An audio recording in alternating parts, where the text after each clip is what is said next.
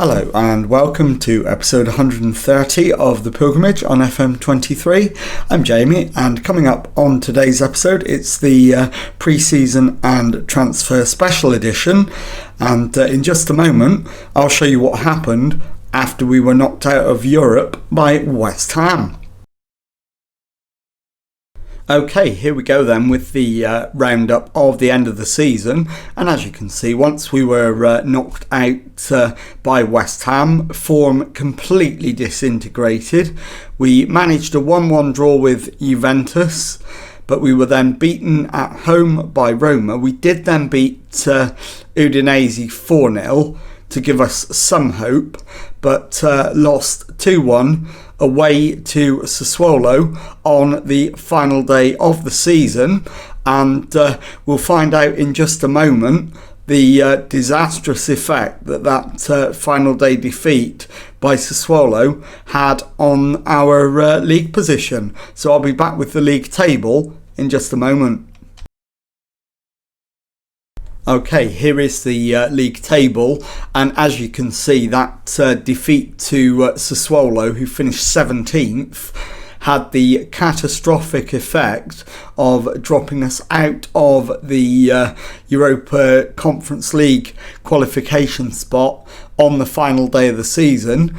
We miss out by virtue of head-to-head record against Atalanta, which is a little bit harsh given that I didn't actually face Atalanta at all during my games in charge this season.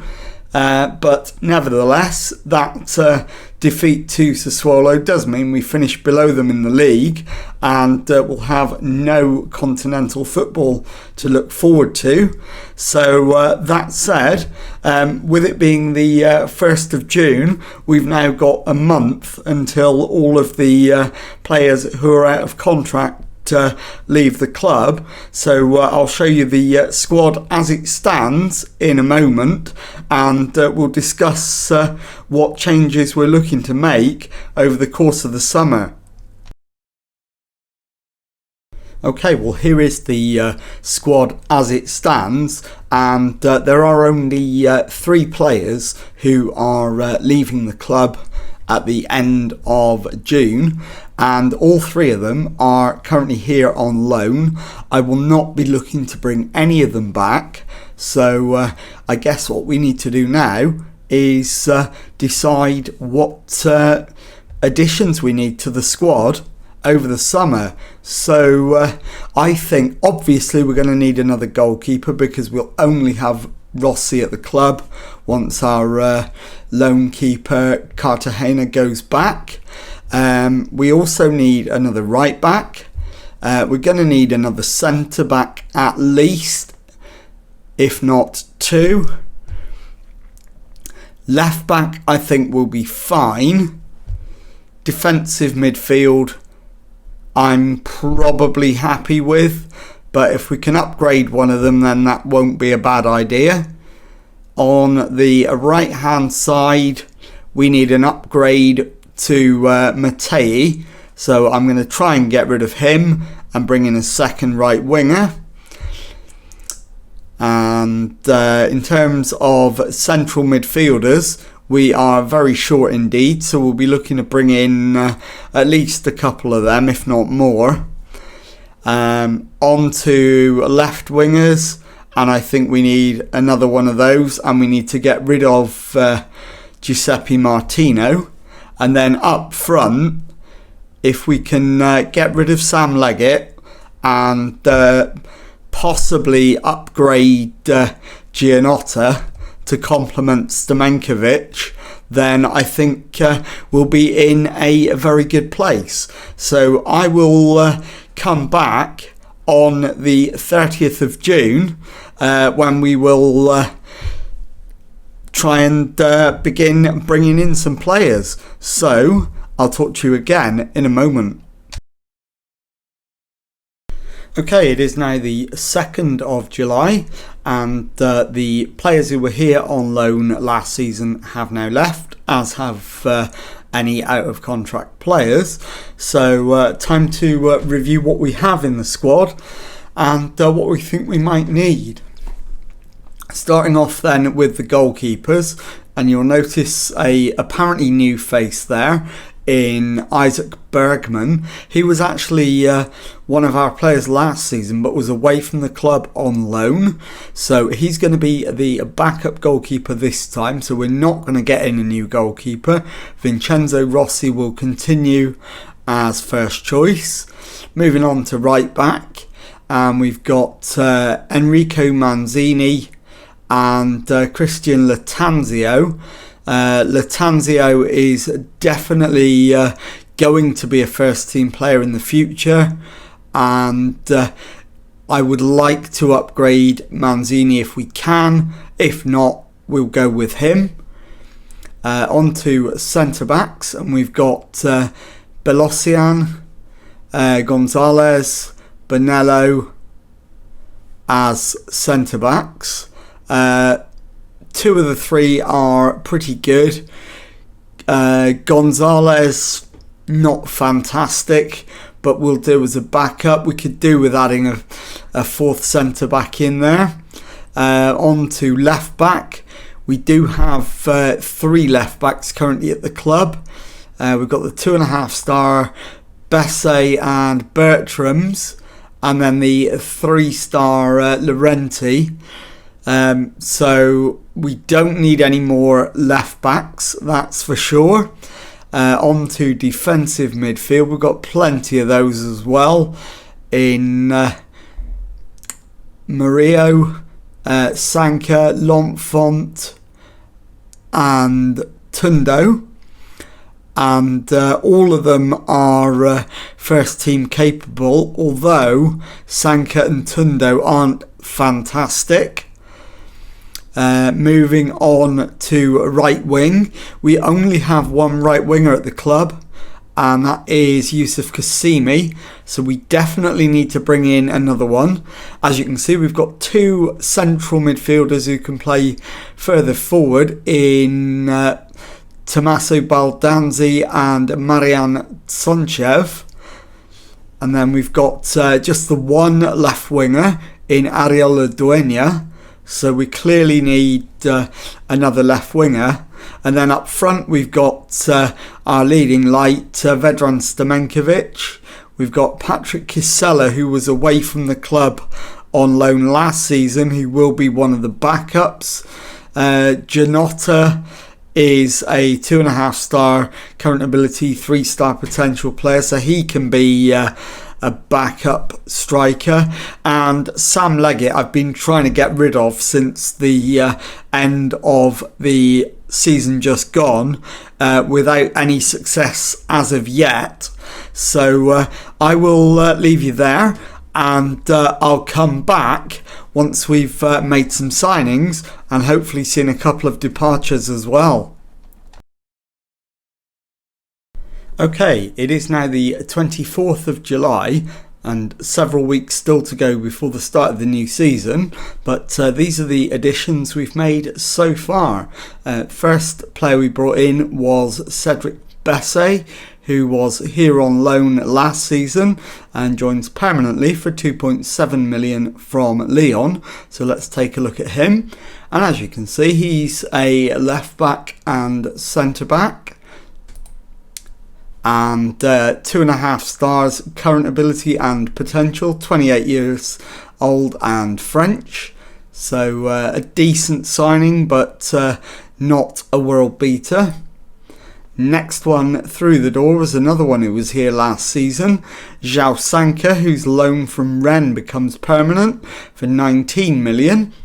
And he's a defensive midfielder and central midfielder, and again 2.5 stars of current ability and potential. This guy's 29, so again in the prime of his career, but not going to get any better.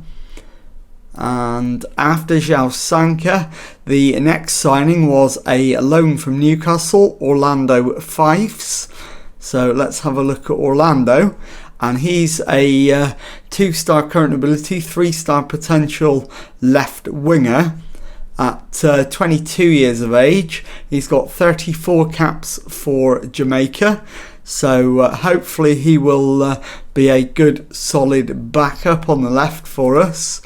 And the fourth and final signing so far is one I'm quite excited about, and that is Oscar on loan from Villarreal. He's a 3-star current ability, 4.5-star potential, 20-year-old right winger, and we do have an option to buy him. I'll show you the contract. Hopefully it will mention it in there, and it doesn't. But we do have the option to purchase him, and I intend to use it. So that's the last of the signings so far.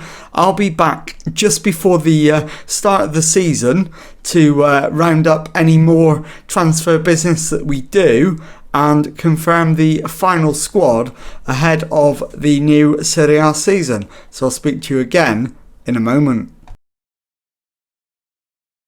Okay, well, it is now the 22nd of August, and as you can see, since the last update, we haven't managed to bring anybody else in, despite multiple attempts to do so. We have seen a few more departures, though. Since the last time I was with you, Cristiano Locchi's gone on loan to Frosinone, David Testini's gone to Ascoli on loan, Sebastiano Tolano's gone out on loan to Crotone. Simone Bellamini's gone to Virtus Entella on loan. Andreas Marcinkavicius has gone to Inter for a potential 3.2 million. And finally, Jeremo Bertrams has gone on loan to Real Betis. So that concludes the transfer update for this transfer special. I'll be back in a moment to show you the squad as it looks now. Okay, here's the squad as it looks now then, and we are a little bit thin on the ground in some areas. We've got 2 goalkeepers. Clearly Vincenzo Rossi's going to continue as first choice, with Isaac Bergman as his backup. We've got 2 right backs, neither of which is particularly good, but Enrico Manzini is marginally ahead of Lattanzio in the pecking order. Centre back wise, we do have 3, but they're not particularly brilliant, and we could ideally do with at least another one. Left back is probably the position we're okay in that we've got Cedric Besse backing up Nicola Laurenti. Defensive midfield, we are very well stocked. We've got 3 good ones in Murillo, Sanka and L'Enfant. Central midfield, we've only got Evan Duhalde. On the right wing, we've got Cassimi and new signing Oscar. And in attacking midfield, we've got Baldanzi and Sonchev, both very, very good options who can also play in central midfield. On the left-hand side, we've got Ludueña and new signing Orlando Fifes. And then up front, last season's goal-scoring sensation Vedran Stamenkovic and Samuele Gianotta. So that concludes the squad update. I'll be back in a moment to show you our pre-season results and look ahead to what's coming up on the next episode. Okay, so here are the pre-season results then, and as you can see, we began by being invited to take part in a friendly cup tournament which we won, beating Mallorca in the semi-final and Estrella Amadora in the final.